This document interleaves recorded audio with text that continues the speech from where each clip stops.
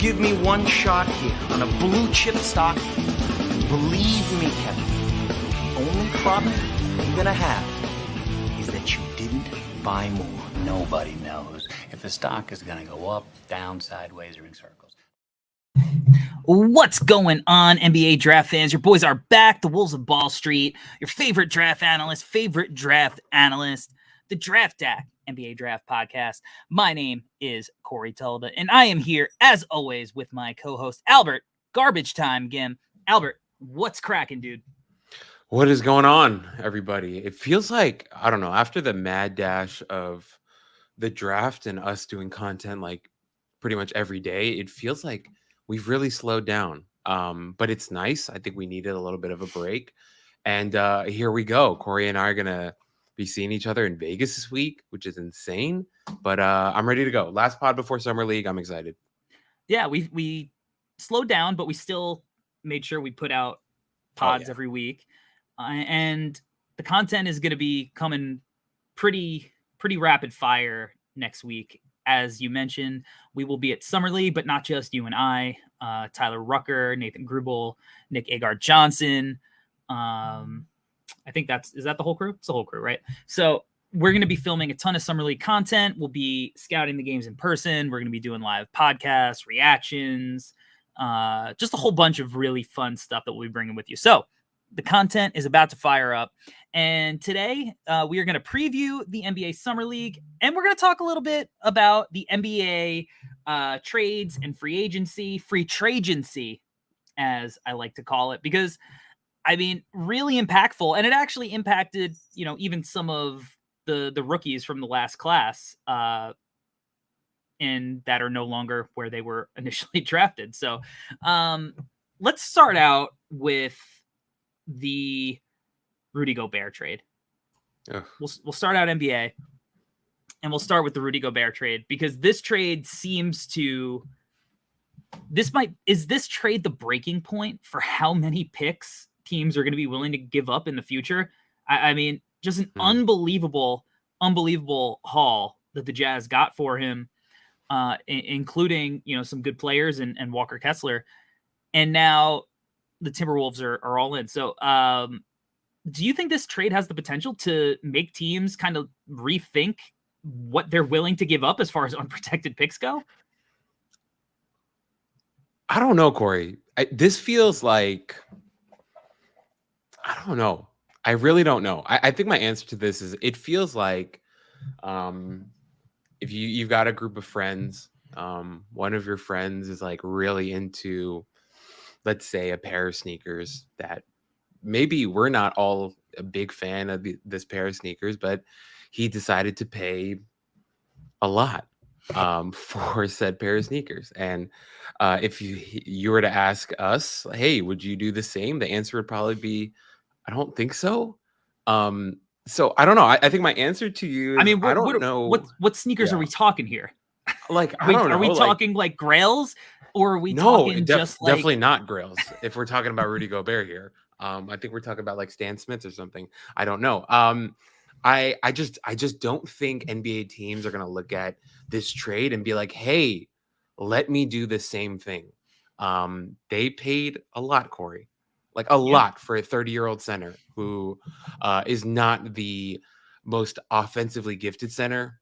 Obviously, defensively, he offers you a lot, but plain and simple, Corey, if you and I were NBA GMs, would we do the same? I think our answer would both be no, is what I think.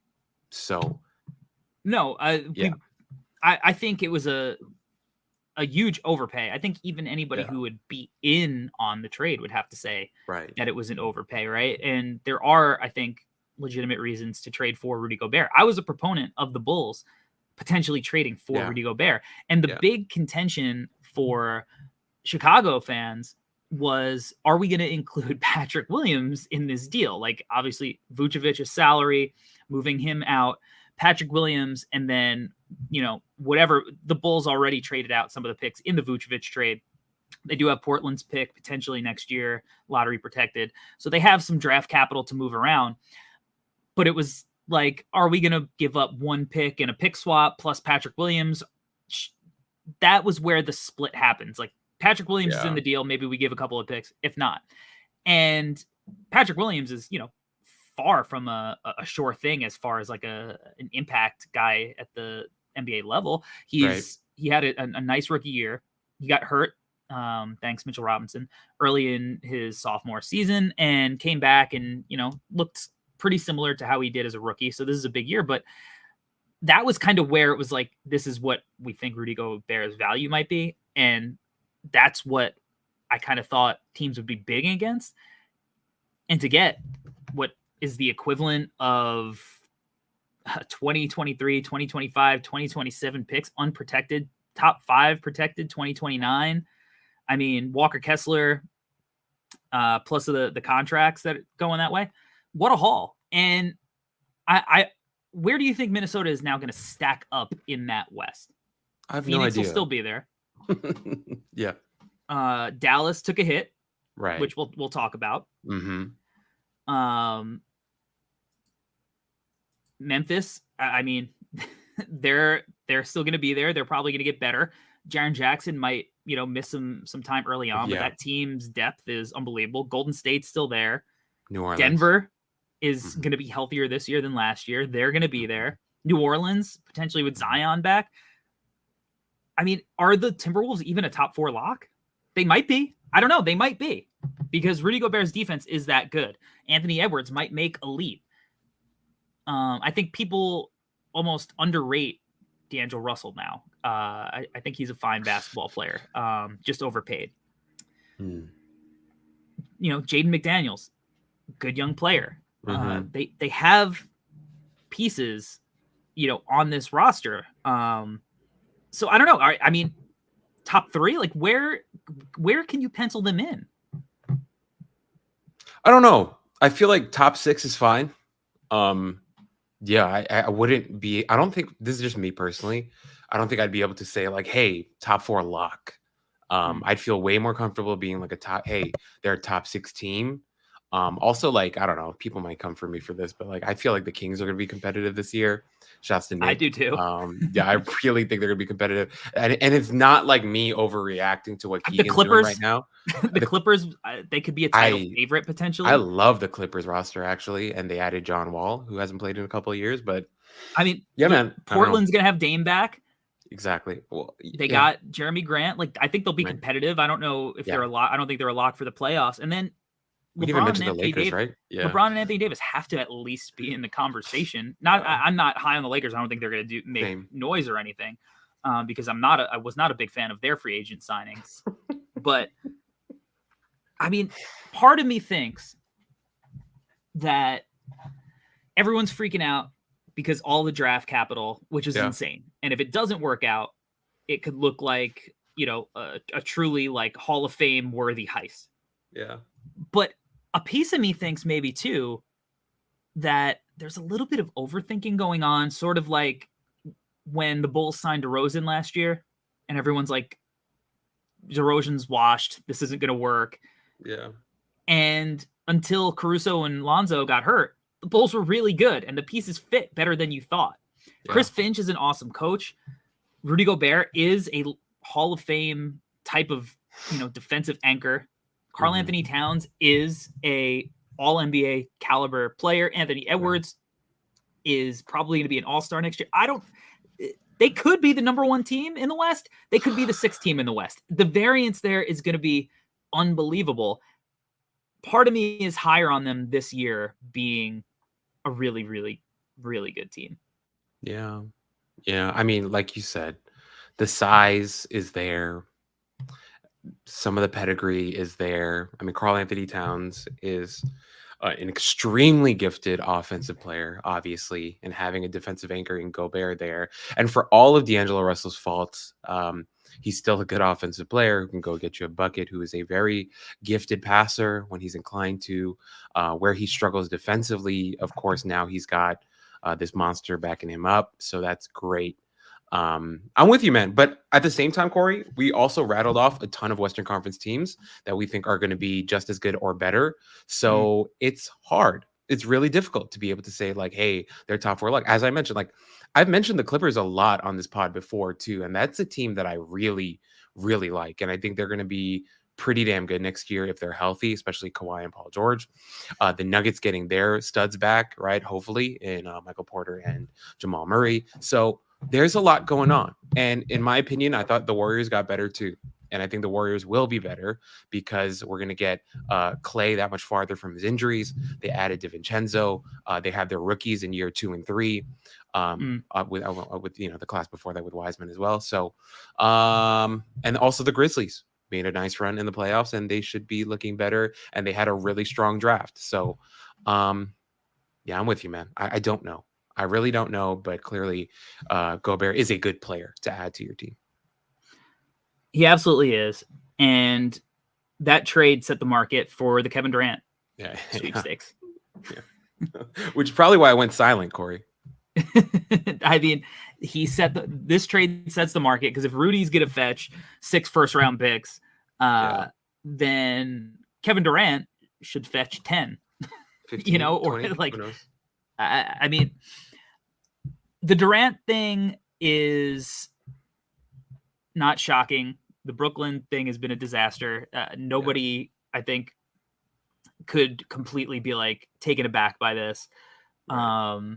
Kyrie opted in. He did the brave thing, opting into $40 million in the world's greatest city. So that, kudos to him for being so brave. But courage. If I'm the Nets and I tweeted this, just say no. Yeah. Kevin Durant's locked up for 4 years. And I know, like, you don't want to have a contentious working relationship with your star player in the front office or in ownership, whatever. Just be like, no, I don't think we're going to trade you. You're Kevin Durant. You signed an extension here. We're going to rebuild and retool around you. Kyrie's not going to be a part of it. We'll get what we can for him, and we will figure it out because you chose this, and we still think that you could be the centerpiece to a championship. I think that would be the move. If they are going to trade him, there's so few packages that could live up to what he's worth and place him where he wants to go. Where do you think is the most realistic place he ends up? And what kind of package do you think will ultimately be got by Brooklyn? Isn't the most real, I don't know. I mean, I'm thinking out loud here. Isn't the most realistic one probably the Suns? I don't know. You work like a 3-teamer, 4-teamer, just to get assets back for the Nets. You send Ayton to the Pacers, then you move a bunch of stuff around to get Brooklyn happy enough with a haul. But I just don't know. We just mentioned. What do you bring back for Brooklyn? No, exactly. That's what I'm saying. Like, because of the Gobert trade, I just don't know what you can do that makes sense. Like, what would the Pacers and the Suns be able to give up that'll make Brooklyn happy enough? Also, Corey, something to mention, as you said that, he's got 4 years left on his contract. He's like, what, 34 now? So 33. He'll be 30. He'll be 34. 34. Yeah, exactly. Yeah. Because I remember he was 2 years older than me. So he'll be 38 by the end of his next contract. But although he is aging pretty nicely, like he's got the physique and the athleticism for that. But it's a tough situation. And I think I might be wrong, but this may last for a while. I'm sorry, what? I might be wrong, but I feel like this whole saga might last for a little bit. No, I think you're right. It will last for a while. For me, I love Mikal Bridges. I've loved Mikal Bridges since he was at Villanova. Right. I wanted the Bulls to draft him coming out. I was really big on DeAndre Ayton, not DeAndre Ayton over Luka Doncic big, but I like DeAndre Ayton a lot in that draft. I think he was my number 2 guy, but it just doesn't excite me giving that up for Kevin Durant, especially I don't know what the draft capital is after that. Mm-hmm. The only package, if I'm Brooklyn, that I think is realistic, that I think I'll take, is the Toronto Raptors package. And it starts with Scotty Barnes. It ends with Scotty Barnes. I'm not doing the OG Anunoby, Gary Trent picks package. If I'm trading Kevin Durant, I am getting Scotty Barnes. Point blank, hang up the phone. Otherwise, the conversation doesn't move past Scotty Barnes. Scotty Barnes is greater value, I think, than some of these future draft picks. If I'm Toronto, Yeah. I love Scotty Barnes. Scotty Barnes looks like a future superstar. Right. I'm trading Scotty Barnes for Kevin Durant. Locked up on 4 years and placing that with Pascal Siakam, OG Anunoby, Fred VanVleet, and the edges. Doesn't Siakam have to be in that deal though, because of money? No, I think you can get there with Scotty Barnes, like Boucher. There's some like other guys that have like the contracts that you can finagle it. I played with the trade machine. Okay. I Siakam, I'm pretty sure you could stay. At least the trade machine told me I can. Okay. But I think that Masai's the kind of guy that would do it. Like Masai risked it all. Yeah. For Kawhi. I mean, he didn't risk it all. Obviously, he still had a ton of really great pieces surrounding him. But like, he went all in on the Kawhi trade, knowing that Kawhi was going to be there for 1 year, and it worked out for them, right? Yeah. Partly because of the injuries, but like it worked out. I'm doing it again because we could talk about Kevin Durant being 34, but he also averaged 30 points a game last year. Yeah. On uber efficiency, had the best playmaking season of his career. Right. Still averaged a steal and a block. Got to the free throw line more than he ever has. Played a ton of minutes. And you have him for 4 years to build around the rest of the team. I'm doing that deal. 4 years of legit championship contention with guys that fit the timeline perfectly. VanVleet is a championship caliber player. Yeah. OG, Siakam, whoever else you have, like those guys are championship caliber guys that you're surrounding Kevin Durant with. They play defense, they could shoot, they play a brand of basketball that you weren't getting in Brooklyn. Yeah. But I'm not doing any of these other deals where I'm getting garbage back. Because if I'm Brooklyn, I'm just not trading him.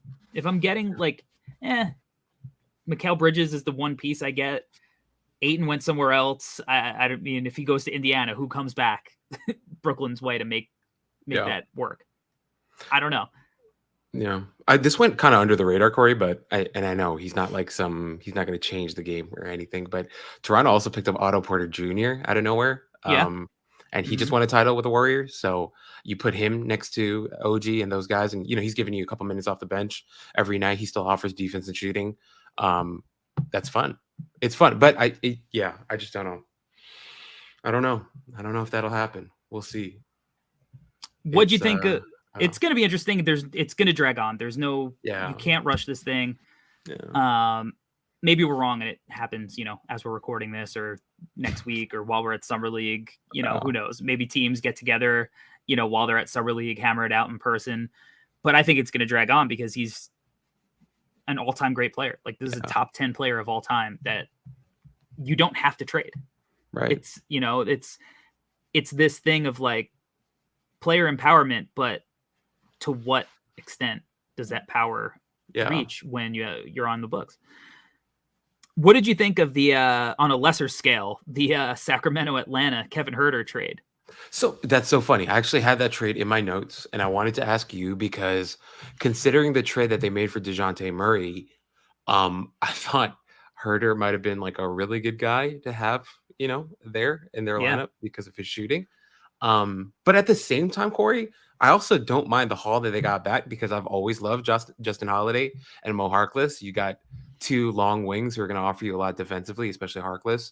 But Harkless has just never figured it out with like the shooting and stuff. Yeah. But I don't know. Like if you could afford it, I would have liked if they kept Huerter just because Murray's not like the strongest shooter. I'm not saying that he can't play off ball. I think he can. I think he moves well off the ball, and I think he's definitely developed as a shooter.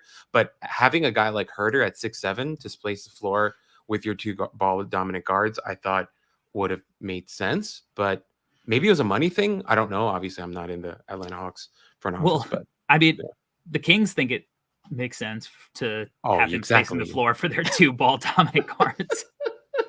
Are the Kings just geniuses now, or what's going on? The Kings front office has been making good moves. Yeah. They've been making solid moves. Especially, if that first round pick ends up out of the lottery. I mean, Kevin Huerter is a good player. You know, Mhm. like with size, he could pass, he could shoot, he keeps the ball moving. Right. I mean, the closing lineup of, you know, Sabonis, Herter, Keegan, Davion, De'Aaron Fox. I mean, who am I missing there? Right? Harrison Barnes, Harrison maybe. Barnes still. Maybe he's in the Keegan spot early Yeah. on, right? Right. Maybe they move on from him. Mhm. Get some stuff to fits the time. I don't know. But with Sabonis and Fox, you probably want to keep Harrison Barnes there for it, at least, especially if you're trying to make a run. But they have depth now. They have lineup versatility. Right. They have switchable defenders. They're an interesting team. I mean, the West is so low. I feel like last year it felt like the West had like a real down year. Yeah, off year, yeah. And now I'm looking at all the teams and I'm like, wow, really good again. Mhm. Really strong down to like, you know, obviously OKC, Houston, Yeah. San Antonio. They're now, you know, in tank mode, the aforementioned DeJounte Murray trade. What'd you think of that trade?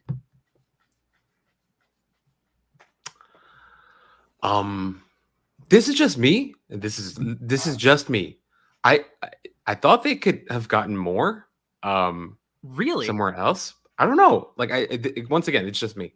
I was wondering, like, is there a world where they could have got more? Just because, like, I maybe also it could just be me overrating Murray too. I just like 25-year-old guards like him, but at the same time, he didn't play on a great team last year. Maybe those numbers were a little bit inflated. I don't know. But I'm happy for the Hawks. I like that trade for the Hawks. I think that's a good deal for them. At the same time, I'm not going to guarantee that they're like a top 4 lock in the East anymore either. I do still wonder what's going on with John Collins. We've heard for like 3 years now that they don't get along or whatever. And he's just kind of like awkwardly still there constantly. And then he plays and he does good things and then he doesn't play. And like, it feels like they're kind of all over the place with him, wondering what's going on with that. But I don't mind the trade. And also look at the Spurs now. And they just had a really fun draft. And I think they're going to have a really fun young team. Now, fun doesn't always mean successful and winning basketball, but fun. Nor do they want that. Exactly. Well, there's a prize at the end of that, hopefully, right? So. I don't know. I really like DeJounte Murray a lot. Like I liked him coming out. He's one of those Seattle guys that he just plays that Seattle pickup, like West Coast style. That is just really fun. He made tremendous strides. He's young, but you know, he's a fringe all-star. And he netted a 2023 first, 2025, 2027. I mean, it's a lot of picks. To just be giving DeJounte Murray when, to me, like, do I think he can play off ball? I think when you go to San Antonio, you learn how to play in a system that preaches like ball movement and that free flowing, you know, not just stand around type game. But I also don't think Atlanta plays that way. And I also don't think if they're not playing that way, some of what you theoretically believe he can do is the best utilization of somebody you put that much capital into. And the thing is if there's buy-in from everyone, sure, it could work. I am not sure there's buy-in from Trey. He's used to playing with the ball in his hands. It makes a ton of sense to not have him play with the ball in his hands as much because he is a good shooter and he would be so devastating in that Steph role. But he's never played like Steph. So I don't know why it's just like, well, maybe he'll start now. It's not like, I mean, I've always heard rumblings that he's hard to play with. Behind the scenes. John Collins, it's not even rumblings. It's shouting into the void that, you know, like that he doesn't love playing with him. Right. Maybe that's nonsense. Maybe he really does like it, but I don't know. Where there's smoke, there's fire. Yeah. DeJounte is also better with the ball in his hands. So like, how much time are they splitting? What is the percentage of time they're not sharing the court that you can get DeJounte the amount of touches that he needs to actually run the offense some of the time? because of what they gave up, because I don't think it's a guarantee that it works out. Mm-hmm. I don't think I think trading Herter, the spacing could take a hit. Yeah. Bogdanovich is hurt a lot. Exactly. Hunter is a good shooter, but I wouldn't classify him as a dead-eye sniper. Yeah, sniper, yeah. He's in and out of the lineup. I mean, Capella's not a shooter. Okongwu's not a shooter. I don't know. There's a world where it very much so does not work. Out. Yeah. And I get it. Put more defense around him. You want to put Trae off ball a little bit. He just has to buy in. And I just don't know if he will. Maybe he will, and it'll work out perfectly. I'm a little skeptical. I don't know if I'm wrong to feel that way. No, not at all, Corey. Not at all. No, okay, look, I get it. The skepticism is real. And Corey, I think what you're talking about is your skepticism comes from the track record and what we've seen so far, which I think is fair, right? I think history at times, many times, should dictate how we feel about how things are going to turn out, because a lot of times history repeats itself. In this case, I think we're still at a point where Trae is young enough where there is still some potential where he may wake up, Corey, maybe this summer. Like, he's got people in his ear, and like his dad, obviously big fan of his game, big supporter. Maybe his dad sits it down and says, son, maybe we try something different this season. You've got a bona fide good player in the league. He's as you mentioned, a fringe all-star, a guy who played really well in San Antonio, and he's going to offer you some help. And then maybe he goes, you know what, Dad, maybe you're right, and he has a change of heart. Who knows? But I think you're right, Corey. I think all of this definitely hinges on how Trae reacts to the changes. And I think it's funny you brought up the Bogdanovich thing, because what's Bogdanovich's thing been? He's a good shooter, but also he could do stuff with the ball in his hands a little bit as well. So it is going to be interesting to see how all of that turns out. And also, like, even Hunter, bro, like, I've always been really high on Hunter, and I've always kind of thought that like eventually he could do stuff with the ball in his hands as well. So it's interesting. I think, as you said, Corey, I definitely agree with. There is definitely a world where it does not work out, and I won't say it's going to crash and burn, but it may never lead to any titles or any like great success either. That's a real possibility.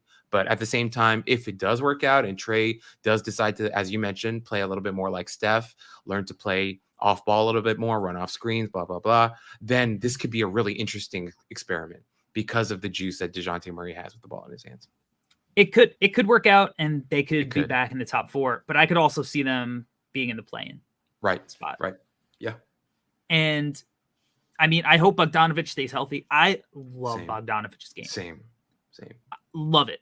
Like, that dude is a badass. Mm-hmm. He's like, he doesn't fold under pressure. He hits tough shots. Like, he could play. Love his game. No fear. Yeah. No fear. But he's got to stay healthy. And he's older than you think. Right. He's older than you think. He came over later, so. Still can't believe the Kings just gave him away. Weird. Old Kings. Old King. Old.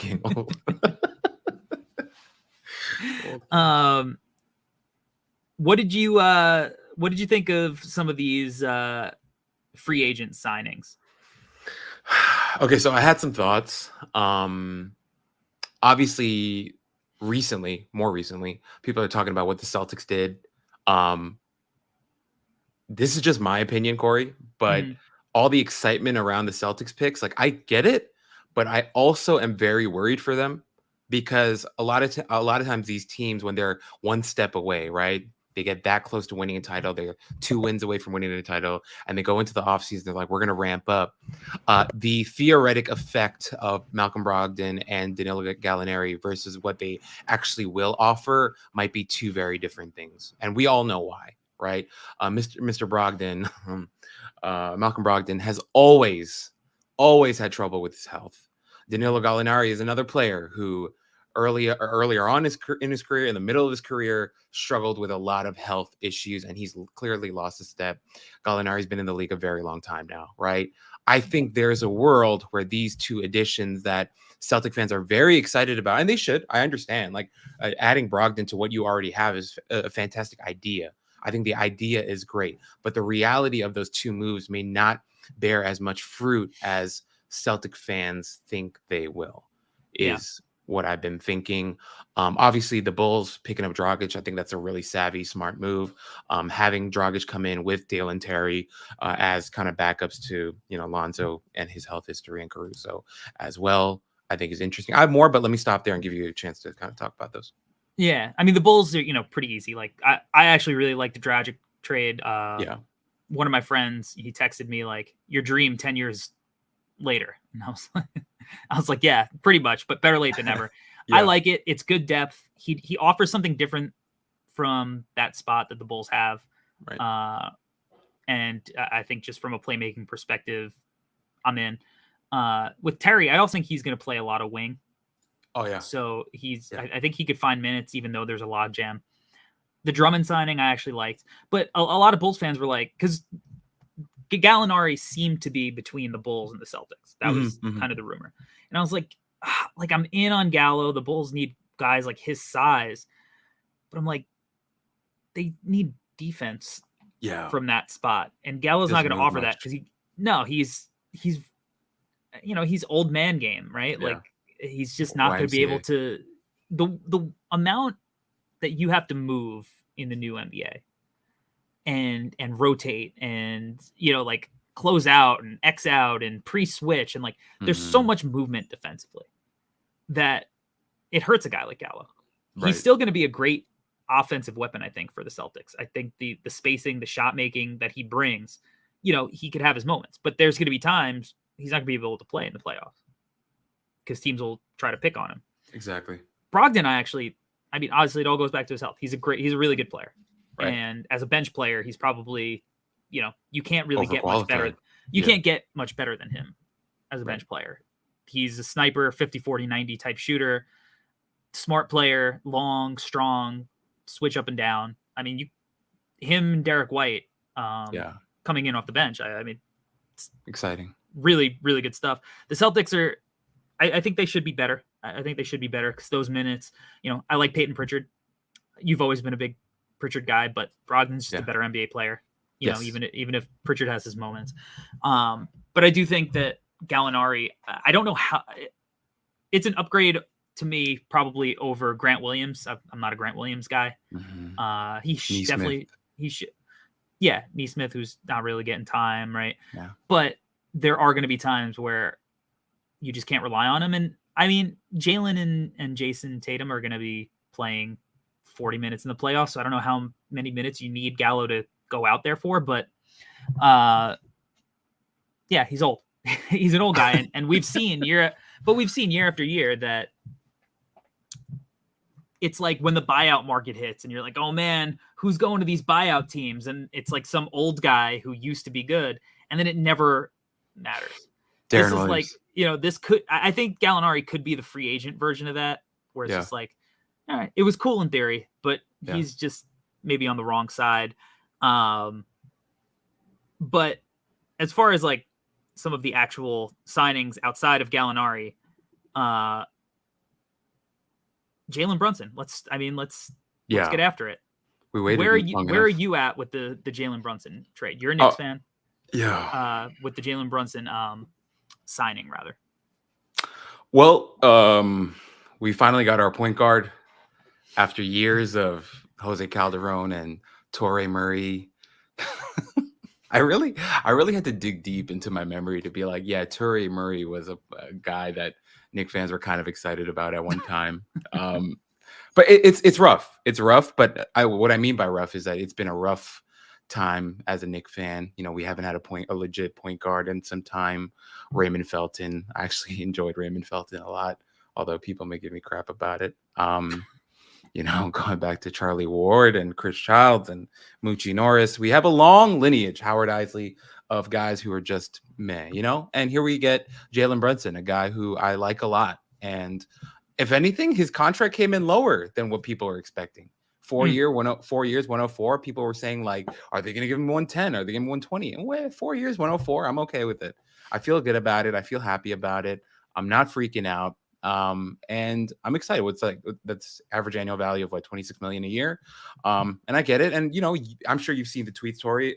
People saying like, I just called you Tori. It's all right. I was gonna bypass it. I got Torrey Murray stuck in my head. But but he's gonna be like what, the 14th highest paid point guard, and I'm fine with that. And he's gonna be a really good player, and our team ultimately gets better. And I was listening to Simmons and Russillo talk about this over the weekend, and I think there's a real thing where I feel like this Knicks front office really believes that I said Jalen. Julius Randle is going to come back next season, and he's going to be better. I don't know if he gets back to second team All NBA, but I think he's going to have a bounce back. I think they think that he's going to have a bounce back season, and you pair that with RJ and all the young talent that we have, and Fournier, right, playing better in year 2 as a Knick. And for me personally, as a Knick fan, I know a lot of people hate Fournier for his warts on defense, but also Fournier offers us a lot. I mean, he just broke the record for most threes in a season by a Knick this season. I think he offers us a lot of spacing, and I think he's an underrated passer, yada, yada, yada. So overall, I don't hate the move at all. I don't think there's any reason to hate the move after all the details have come out. I think he automatically makes the team better. We have a higher floor now because we have Jalen Brunson as our point guard. And as Knick fans have to remember, for all the young guys that you guys are riding for and that you love, I think all the young guys are going to be better next year too. And that makes the team better. So I feel okay. I feel pretty good. Tough scene for the Emmanuel Quickley as a point guard crowd. Yeah, which I've never been a part of. I'm with you, Corey. I never believed that. I actually love the signing. I mean, and they land the plane after they opened up the space for him. Otherwise, could have looked a little funky. But what do I always say? I like winners. I like guys who affect winning, even if it doesn't look sexy on paper all the time. And this is a guy who won championships in college. He was just the starting point guard on a Western Conference Finals team. Like, this is a guy who could play in big moments, has been there, understands it, has a good mind, has a good skill set.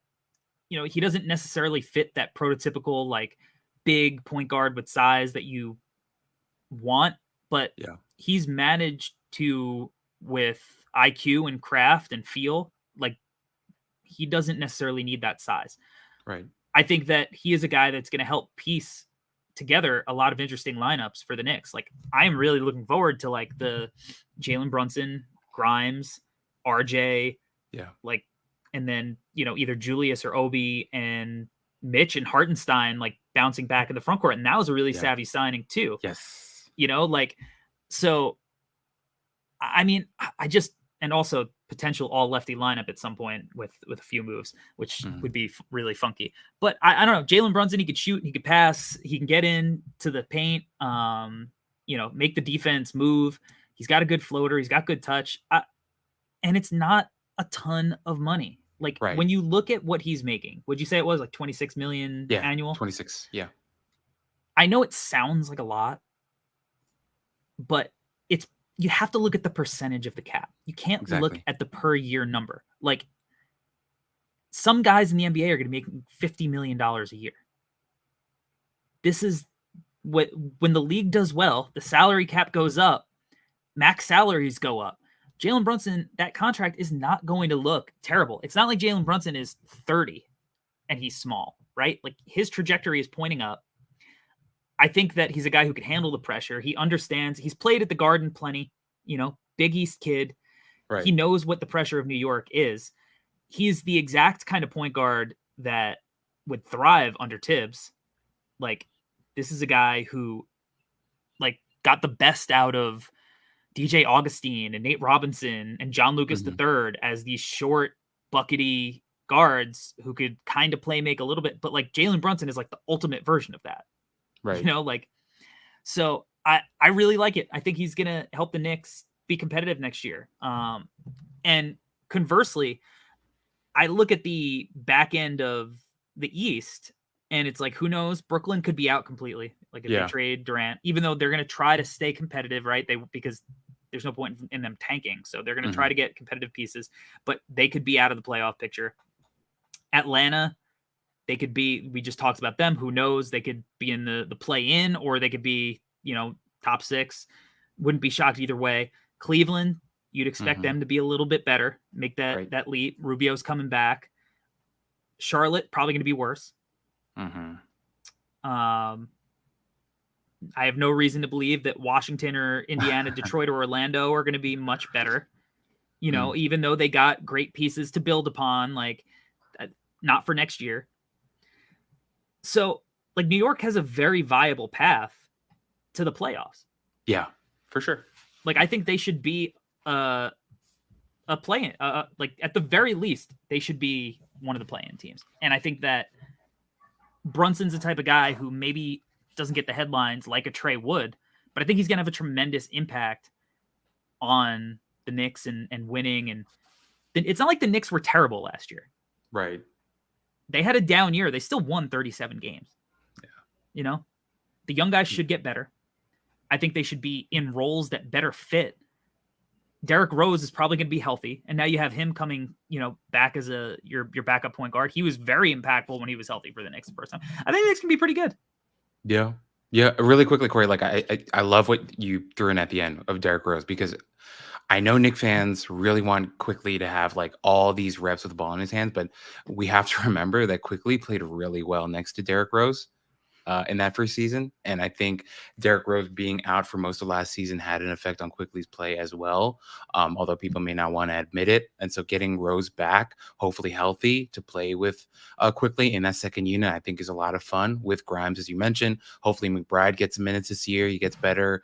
Sims showed a lot in his rookie season. There's a lot to like. There's a lot to like with this team. And as you mentioned, Corey, like I think the Hartenstein pickup was awesome.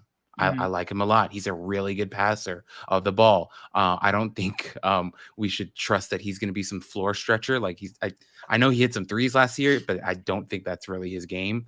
But he's going to be a really valuable option off the bench. And I think he's a great replacement for Nerlens Noel, who barely played last season because of injury. So I like the team, man. I think there's a lot to like. Were there any other free agent deals that you were really into? Yeah, so I wanted to bring this up because you mentioned it in passing, but I wanted to talk about it.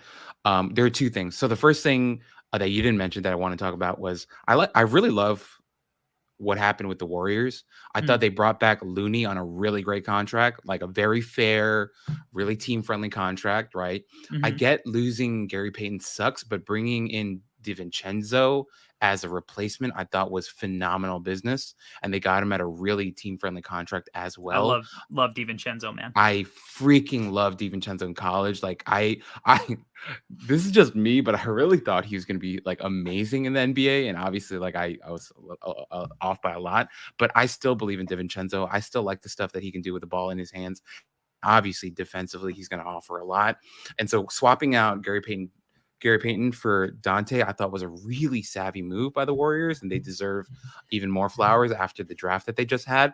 And the one that I really wanted to hear you talk about was the Lakers one, because like of the group that they brought in, the only one that I was like, oh, was Troy Brown. And that's because I've always loved Troy Brown Jr. But obviously I don't think Troy Brown Jr. is going to push them into being title contenders. But they had a really interesting free agency run, and they brought in a lot of players that I'm just kind of scratching my head about. So would love to hear you talk about it. Well, I love DiVincenzo. I love that signing. I love what I think he brings, a completely different element than Gary Payton, while still bringing similar things to Payton. Right. Exactly. Because I think that DiVincenzo is a pretty feisty defender. He's not the same level defender as Gary Payton, but he's feisty.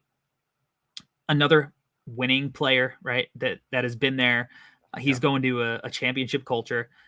I think that he could shoot it. I feel much more confident in him taking and knocking down open shots than I did with Gary Payton, even though Gary Payton, hit some shots in the playoffs and the finals. But I think that for 2 years, $9 million. I almost think it's a steal. Yeah. I think DiVincenzo is going to look really good there. And then you add that, you mentioned earlier, like all the other young guys that they have with another year of experience. It could be interesting. I hated the Lakers signings. Yeah. All of them. Troy Brown sucked with the Bulls. Like he just no impact at all. Just none. Like on either end, he was completely invisible. And he looks like everything you want. He had that. I think he was the Wizards, the bubble like run he had was really impressive. Yeah. We've obviously learned we have to take that with a grain of salt.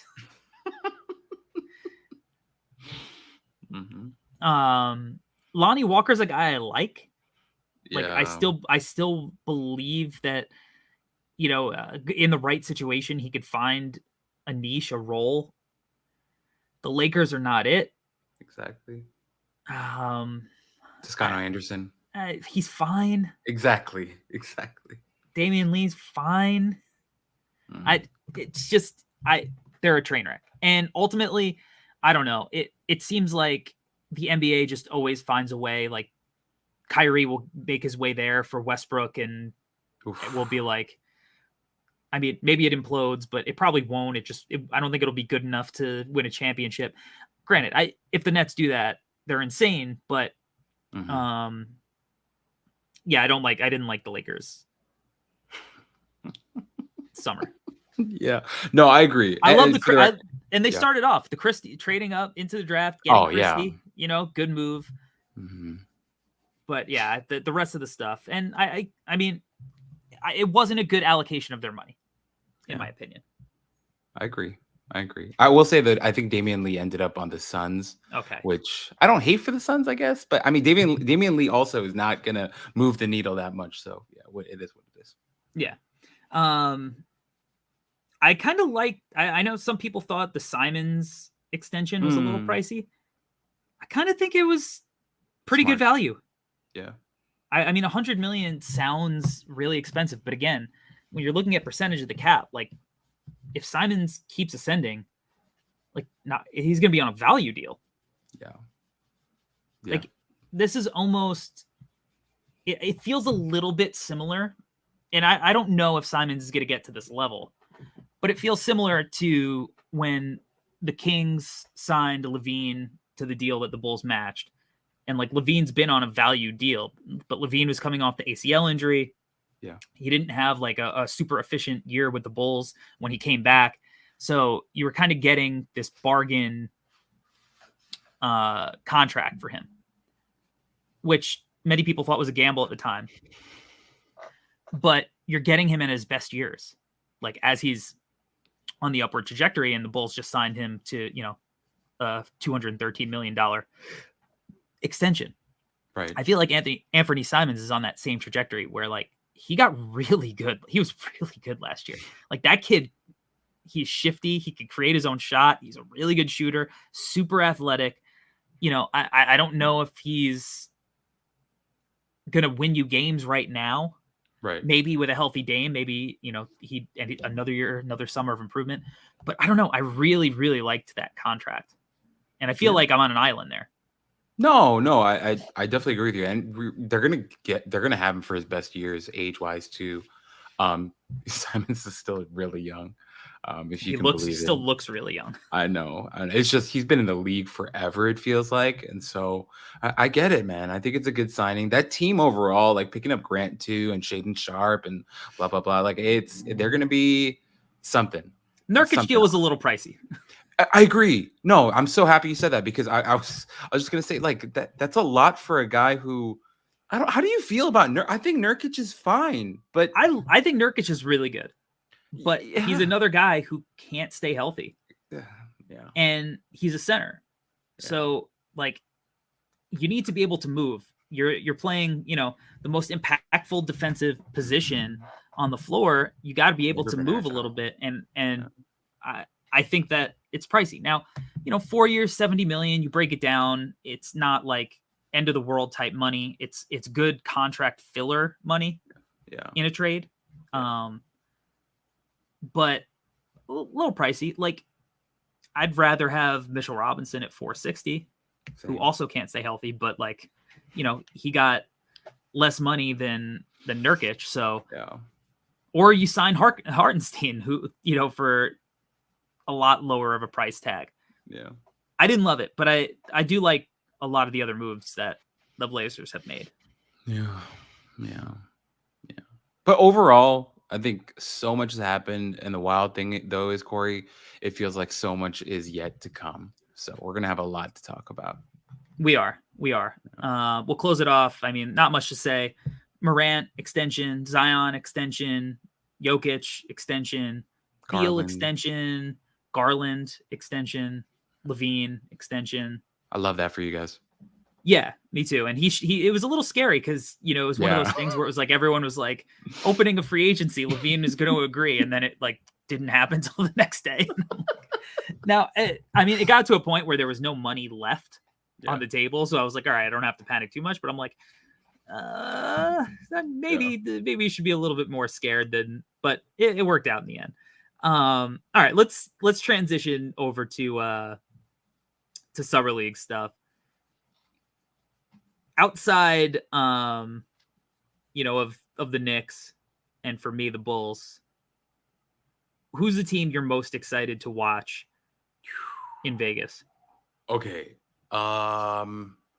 Can I give you two teams? Like one, like yeah, you can. Okay. Do whatever you want. The world is your oyster. The first team is kind of like an obvious answer is the Pistons. Like I just can't wait to watch that squad, and like beyond like the big names obviously on that team. There's a guy that made the Detroit Summer League roster, that a guy that I loved watching live in person, who I never thought would, I didn't think he's gonna get drafted or whatever, but Rucker was always there with me, and I always said it, but I always liked Jules Bernard from UCLA. I just like that he's like a 6'7" guy who's built like he has such a great physique, and I'm just like, he's a lefty. I feel like he's gonna figure out the shooting. I don't know. Like I've always liked him, and I'm hoping there's something there. It could be. I'm hoping he figures it out, but I like that he's on that team. I think he's going to play for them a little bit. And then my kind of under the radar ish team is the Hawks. And the reason why I like the Hawks is because Sharif Cooper's going to finally get to play some basketball. They brought in Tyson Etienne, Joel Ayayi from last year's draft class is on that team. Obviously, they grabbed AJ Griffin with the 16th pick. They have Tyrese Martin from UConn, who I liked. I didn't love, but I liked him. And I think this guy's your guy, but James Akinjo from Baylor's on that team. I think you liked him, right? Am I wrong? Yeah, I like him. I mean, I wouldn't classify him as one of my guys, but I liked the guard tandem on Baylor last year. Right. But overall, like I want to see those guys play. Like I want to see Etienne play. I want to see Ayayi play. AJ Griffin, obviously, I want him to go out there. I'm excited about watching AJ. Be a planet destroyer and show everybody like, hey, you doubted my health? Well, watch me dunk on 4 guys, right? And then Tyrese Martin is a guy who is really athletic, and he actually shot 40% from 3 last season in college. So I'm interested in that team. I want to see them play is how I feel. I like that one. Yeah. They're a little out of the box. I'm really excited to see AJ in a pro setting. Saw him multiple times this year, and obviously really impressed. I'm probably higher on him than most of draft Twitter, definitely most everybody at No Ceilings. Right. I guess my obvious one would be the Thunder. Yeah. I think that Chet, Jalen Williams, Ousmane Dieng, like Trey Mann, if he's still playing by the time we get to see him. I just want to see Chet in person. I mean, the number one thing I'm most interested in seeing is hoping that I get to see Chet play in person. You got the opportunity to see him earlier in the year. I've never seen him play in person. So that's like the number one thing I want to see. And they're just a fun team with a lot of these guys it's just their NBA team. Yeah. It's just their regular season roster. Yeah. Without SGA, who's like off on Team Canada World Qualifiers, like destroying teams and like literally hitting shots and laughing at them in the FIBA tournament right now. And then my less obvious team is the Grizzlies. Oh yeah. I was watching them a little bit today against Philly, and it's just a lot of really fun guys. It's literally like they're the team in the summer league that is just the 40-year-old old guys who just have been playing together for 20 years and come to your men's league, and you're like 15 years younger than these guys, and you're like, why are we down 12 to this team of old men who are just not that good, but they just make the right plays, knock down open shots, they know when to cut, they know when to pass, they have that chemistry. They just play like the old guys at the pickup run at the men's league. Really like that. And then you have subplots there, like Zaire Williams was handling the ball a lot. They were giving him the opportunity to be like, all right, so you could play. We could see you developing in that Mikal Bridges role, but we spent a lottery pick on you. we traded up to get you. Let's see if you could develop that part of your game that people thought that you had, coming into college with the shot creation. They were giving him that opportunity. He was playing a little bit of point guard. Right. Kennedy Chandler, who they signed to a 4-year deal today. Yeah. Which was pretty cool to see. And then Jake LaRavia, he was looking, he's literally, he looks like Mike Miller in that uniform. Yeah. He was wearing like the Mike Miller wristband. Mhm. I don't know. Maybe it was like wrist tape. I don't know. Really interested to see LaRavia, Roddy, like just guys who know how to play the game the right way. And it's just, I don't know. They're just a joy to watch from a basketball. They're not going to like probably wow you with like crazy athleticism and stuff, but like as a basketball purist, you're just like, oh man, these guys, they know how to rotate. They know how to move the ball. Like they play the game the way it was drawn up. It was supposed to be played. So I think I'm pretty intrigued by them too. Really quickly, the Grizzlies one. There was a play today. Roddy had the ball, like he was like in the paint, and then he threw like a no-look shovel pass to Tillman. Tillman missed a layup, but it was nasty. And I was like, damn. All right. Like I've always been kind of lower on Roddy, but like that pass, I was like, oh, like that was pretty saucy there. If I can really quickly, Corey, one more team that I wanted to throw in there as like kind of like you'd be surprised by how many guys they have. The Sixers, they have Julian Champagnie, Isaiah Jones, Trevelyan Queen, who was unbelievable in the G League, Jaden Springer. They have Charles Bassey on this team, Grant Riller, Cassius Winston, Tyler Bay, and it's not over yet. Miles Powell, Aminu Mohammed, Michael Foster Jr., Paul Reed, and Philip Petrusev on this team. So I was like, God damn. It's a lot of mouths to feed. Yeah, dude. That's a lot of mouths to feed. Yeah, that's a roster and a half, dude. Well, you know how I feel about Cassius Winston. Yeah. Big Cassius Winston guy. I still have hope. He's just so much smaller on an NBA court that I thought he was going to look. Right? Yeah, dude. He's really small. What the hell? Like, he literally looks like Earl Boykins out there. And I'm like, I kind of thought you were taller than this. His physique makes, like, in college, his physique made him look 6'7", but not at all in the NBA. So, oh, well. Who do you think is going to come out of this summer league? Like, that's the guy. Like, wow. Like, that dude looks like he's ready to make a jump. Who's getting shut down early? Damn. I don't know. That's a really good question. I wasn't even thinking in those terms. I thought you were going to ask me, like, who's the rookie that you think is going to be like a freak? And I was ready to talk about Mark Williams. I don't know, man. Who do you have? Maybe I might need some time. I mean, I was hoping you had a good answer for it. I'm kind of hoping Primo does. Okay. But on a much like more on the nose answer, I think it's either going to be one of the Warriors guys. Oh yeah, damn it! I was gonna say that. Or like Mobley's probably gonna play a game, and then like because I think he's playing. Unless I read that wrong somewhere, and like he'll probably play one game and be done. Is our dream Davion Mitchell? Davion could be a guy. Like he just puts up like 45 in game one, and the Kings are like, "Yeah, you're good. You're good, bud." God, are the Kings at Vegas? Why do I not see them in the schedule? Well, that's a good point. They are. They are. Okay. Because I'm scared. You know Davion. You know how. I mean, this is a Davion podcast. Last year, I think it turned into a Davion Mitchell podcast, and Davion could be a good answer because he killed it. Yeah. At the end of the year. Yeah. Like he was putting up Stephon Marbury numbers like the last 10 games of the season. So it's gonna be fun seeing him in person. He might be the guy. Do you think any of the top 5 guys are gonna who's gonna struggle and people are gonna overreact to their struggles in the top 5? Because that happens every year. Derrick Rose was terrible in summer league his rookie year. I think Boncaro might actually struggle, and people are going to freak out because he was the number 1 pick in the draft.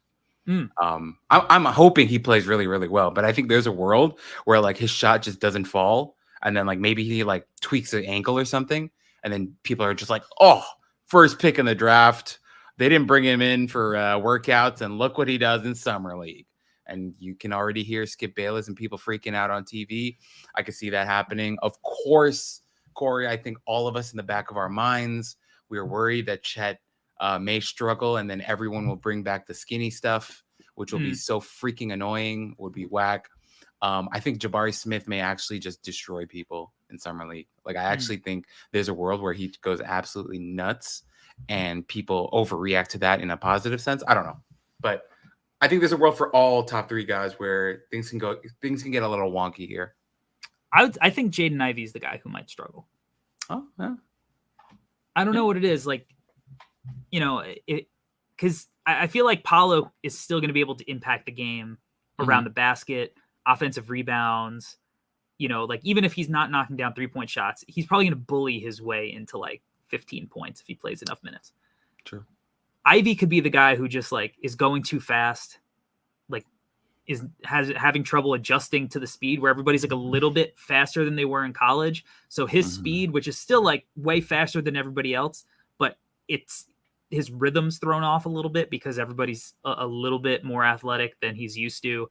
His shot isn't falling. He misses a few early. Now he's in his head. Yeah.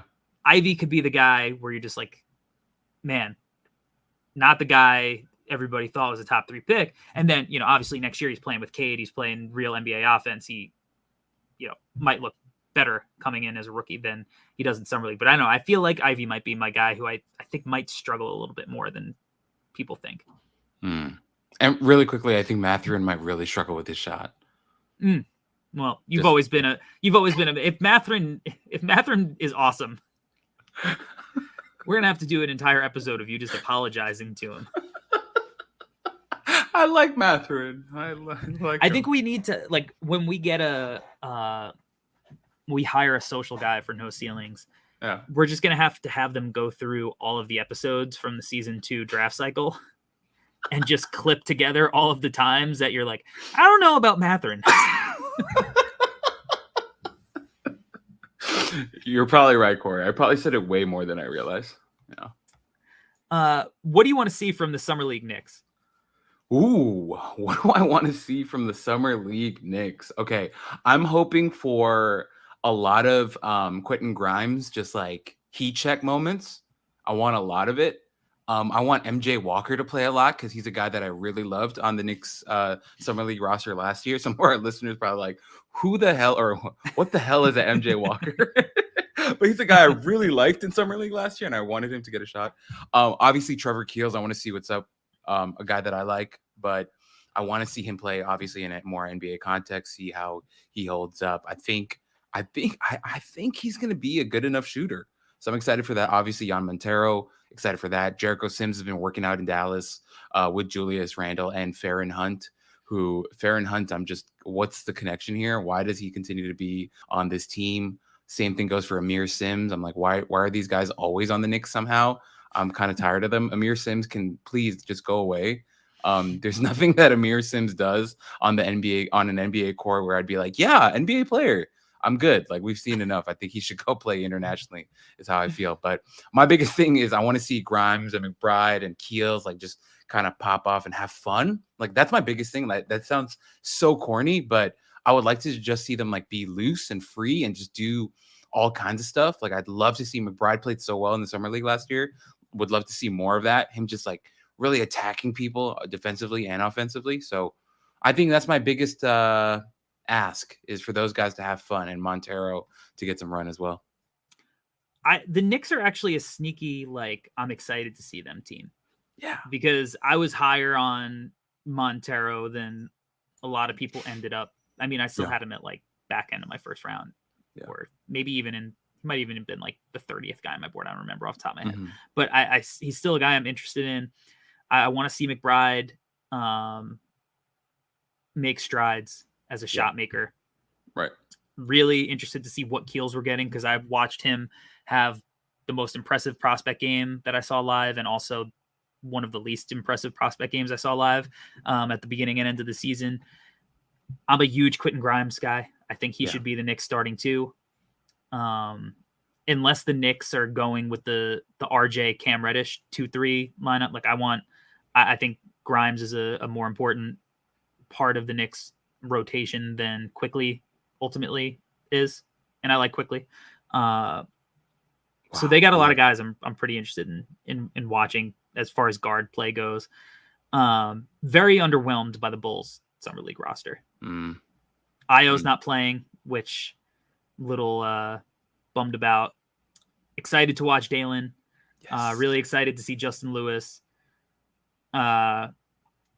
Freeman Liberty is a guy who I think could be fun in the summer league.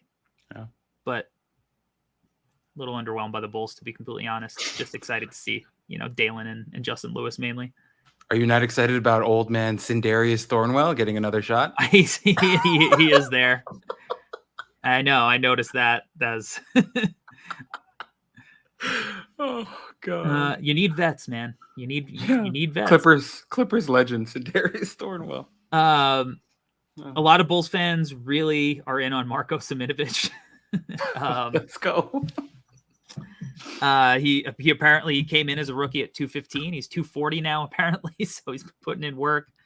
I don't know. It's weird because like the Bulls had Lauri Markkanen, who by the end of it, the Bulls fans were like, get Lauri Markkanen off the team. Like, yeah. And Marko Simonovic is like just a worse version of Lauri Markkanen in every way. And Bulls fans are like, Simonovic hive, like this dude is gonna be awesome. He's gonna be in the rotation. I'm like, no, he's probably not. I hope if he is, God help us all. Yeah. Yeah. Something really wrong happened. Yeah. But hey, Corey, Justin Lewis, I'm excited. I'm really, really excited for you to watch Justin Lewis and Dalen Terry they may just end up leading that team. And I think it's going to be a lot of fun. And Sindarius Thornwell will come off the bench and give them high fives. So also you have McCurr on your team, which is I know. Yeah. Something. I know. I mean, look, hopefully it's fun. All right. Yeah. I'm really excited for Vegas in a couple of days with the No Ceilings crew. If you're going to be out at Vegas at Summer League, make sure you come, stop by, say what's up to us. Don't be strangers. It'd be awesome to meet everybody in person. And looked at the temperature. It's going to be very hot. It's going to be like 110 degrees next week. It's going to be a scorcher, as they say, but I'm not ready. We'll be inside in the air conditioned arena. Hopefully. Guys, if you see some dude running and jumping and doing a chest bump in the air with Davion Mitchell, that'll be Corey. So go say hi. We can only hope. We could only hope. All right, Albert, tell the people where they can find you on the internet. You can find me at Alberto with an E. Gim on Twitter is where you can find me. Please come find me on Twitter. Corey, you know, I realized something the other day, and I want to give a shout out to all of our listeners because when the draft cycle started, I was at like 130 followers on Twitter. Really? Interesting. And I'm at over 700 now. Let's go. A lot has changed. And I know I'm not talking about like 7,000 or whatever, but I'm very thankful for everyone who decided to come and follow me on Twitter. To go from like 130, 150 to 700 is an accomplishment for one draft cycle. And I'm very proud. And I'm very thankful for everyone who decided to ride with me is where you can find me. Yeah. And you're going to hit 1K soon.